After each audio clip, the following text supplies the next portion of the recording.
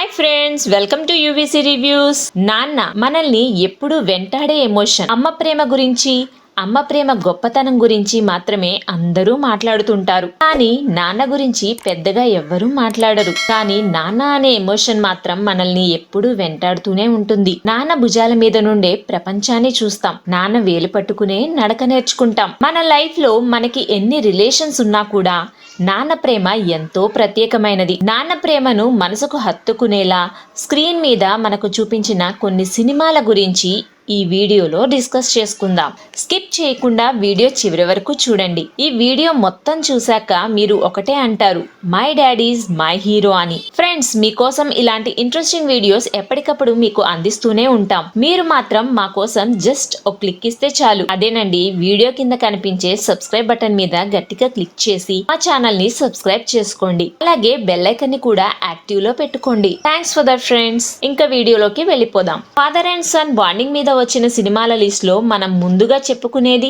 ఆడవారి మాటలకు అర్థాలే వేరులే. ఈ సినిమాలో ఫాదర్ అండ్ సన్ రిలేషన్ ని చాలా న్యాచురల్ గా చూపించారు డైరెక్టర్ సెల్వరాఘవన్. 30 ఏళ్లు వచ్చినా ఉద్యోగం లేక తండ్రి మీదే ఆధారపడి బ్రతికే ఓ కొడుకుకి, వయసైపోయిన కొడుకు కోసం కష్టపడే తండ్రి, వీళ్ళిద్దరి మధ్య ఉండే ఎమోషన్స్ మనల్ని ఎంతగానో ఆకట్టుకుంటాయి. తప్పతాగి ఇంటికొచ్చిన కొడుకుని తిడుతూనే తినడానికి దోశలు వేసి పెట్టడం, ఆ తరువాత అప్లికేషన్ కోసం 100 రూపాయలు అడిగితే కొడుకు బాధ్యతను గుర్తు చేస్తూ కోటా గారు వెంకటేష్ గారి మీద ఎమోషనల్ అవ్వడం, ఇలాంటి సీన్స్ మనల్ని మనకు గుర్తు చేస్తుంటాయి. వెంకటేష్ గారికి జాబ్ వచ్చినప్పుడు వారిద్దరి మధ్య ఉండే సీన్ చాలా న్యాచురల్ గా అనిపిస్తుంది. తర్వాత లవ్ ఫెయిల్యూర్ అయిన కొడుకు కోసం ఓ తండ్రి పడే తపనని చాలా సెటిల్డ్ గా, చాలా న్యాచురల్ గా చూపించారు ఈ మూవీలో. త్రిషాతో జరిగిన గొడవ తర్వాత కోటా గారు, వెంకీ గారు మందు కొట్టే సీన్ నిజంగా మనల్ని టచ్ చేస్తోంది. ఆ తర్వాత కోటా గారు చనిపోతే తన తండ్రి తన వల్లే చనిపోయాడన్న గిల్ట్ ని వెంకీ గారు ఓ రేంజ్ లో పర్ఫామ్ చేశారు. ఈ సినిమాలో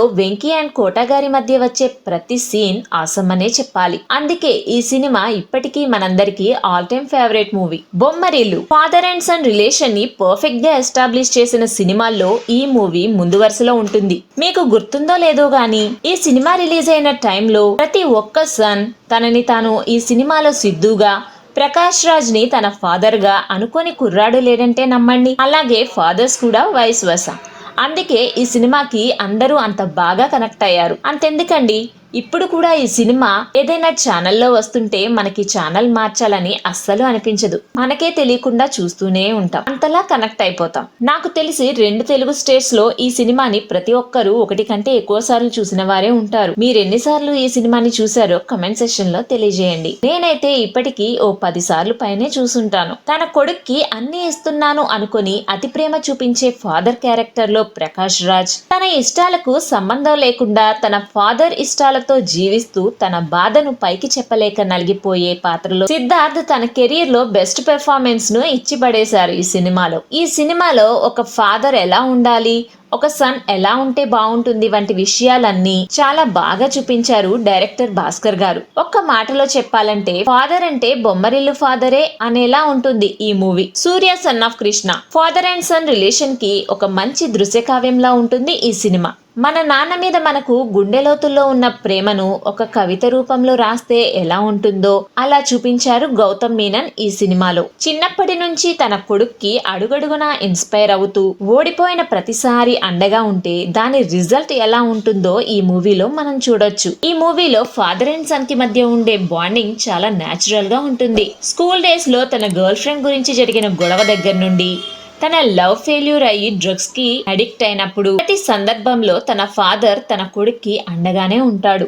ఈ మూవీలో ఉండే బ్యూటీ ఏంటంటే ఫాదర్ అండ్ సన్ క్యారెక్టర్స్ మధ్య ఓవర్ ది టాప్ సీన్స్ ఉండవు. ప్రతి సీన్ చాలా న్యాచురల్ గా ఉంటుంది. నిజంగా ఒక ఫాదర్ ఒక సన్ తో ఎలా బిహేవ్ చేస్తారో అలాగే ఉంటాయి ఈ మూవీలో క్యారెక్టర్స్. అందుకే మనందరం ఈ మూవీకి అంతలా కనెక్ట్ అయ్యాం. నీది నాది ఒకే కథ. ఈ సినిమా నేను రీసెంట్ గానే చూశాను. కానీ చూశాక నాకు అనిపించింది ఒక్కటే, ఇప్పటి వరకు ఈ మూవీని నేను ఎందుకు మిస్ అయ్యానా అని. నిజంగా ప్రస్తుతం మన ఇళ్లలో ప్రతి ఫాదర్ ప్రతి సన్ మధ్య ఉండే ప్రాబ్లమ్స్ ఉండడం ని ఈ మూవీలో చాలా బాగా చూపించారు. జనరల్ గా ప్రతి ఇంట్లో పేరెంట్స్ వాళ్ళ పిల్లలు బాగా చదువుకోవాలనే అనుకుంటారు. ఒకవేళ వారు చదవకపోతే ఎందుకు పనికిరావని వాళ్ళని తిడుతూ జడ్జ్ చేస్తూ ఉంటారు. దాంతో ఆ పిల్లలు కాన్ఫిడెన్స్ కోల్పోయి కొన్ని సందర్భాల్లో సూసైడ్ చేసుకునే వాళ్ళను కూడా చూసాం. ఇలాంటి పాయింట్స్ ని డిస్కస్ చేస్తూనే ఫాదర్ అండ్ సన్ మధ్య ఉండే కాన్ఫ్లిక్ట్ ని కూడా చాలా బాగా ఎస్టాబ్లిష్ చేశారు ఈ మూవీలో. బెస్ట్ టీచర్ గా మంచి సోషల్ స్టేటస్ ఉన్న ఓ ఫాదర్, ఏమాత్రం చదువు అబ్బని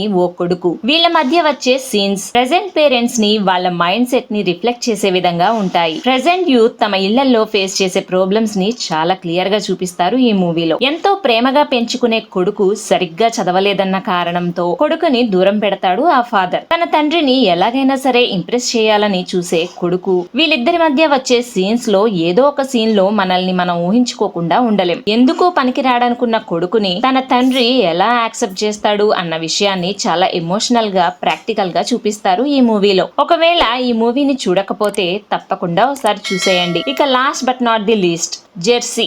నేచురల్ స్టార్ నాని హీరోగా వచ్చిన జెర్సీ మూవీలో ఫాదర్ అండ్ సన్ రిలేషన్ మనల్ని కట్టిపడేస్తుంది. ఇప్పటి వరకు చెప్పుకున్న సినిమాల్లో ఫాదర్ ఒక సక్సెస్ఫుల్ పర్సన్, సన్ కి ఇన్స్పిరేషన్ గా ఉంటూ ఒక రోల్ మోడల్ గా కనిపిస్తాడు మనందరికి. కానీ ఈ సినిమాలో ఫాదర్ ఒక లూజర్ అయిన ఫాదర్ తన కొడుకు కోసం ఏం చేశాడన్న పాయింట్ నాకైతే నిజంగా హార్ట్ టచింగ్ గా అనిపించింది.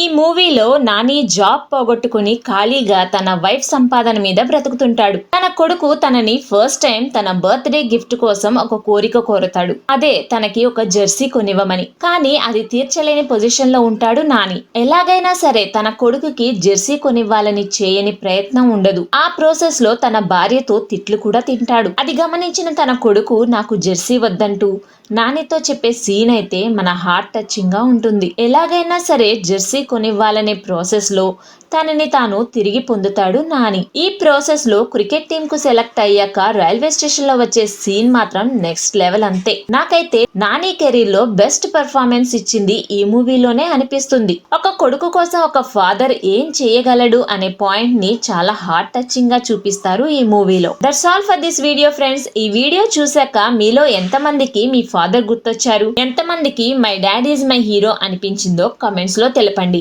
ఇంకా ఫాదర్ అండ్ సన్ బాండింగ్ మీద చాలా సినిమాలే వచ్చాయి. వాటి గురించి కూడా ఫర్దర్ గా వచ్చే వీడియోస్ లో డిస్కస్ చేసుకుందాం. అంతవరకు మీరు మా ఛానల్ ని తప్పకుండా ఫాలో అవుతూ ఉండండి. ఇలాంటి మరిన్ని మంచి వీడియోలు మీకోసం తీసుకువస్తాం. ఈ వీడియో గనుక మీకు నచ్చినట్లయితే తప్పకుండా వీడియోకి ఓ లైక్ ఇవ్వండి ఫ్రెండ్స్. అలాగే ఈ లిస్ట్ లో మీ ఫేవరెట్ మూవీ ఏదో కూడా కమెంట్ సెక్షన్ లో కమెంట్ చేయండి. Thanks for watching friends. Stay tuned to UVC Reviews for more interesting videos. Jai Hind.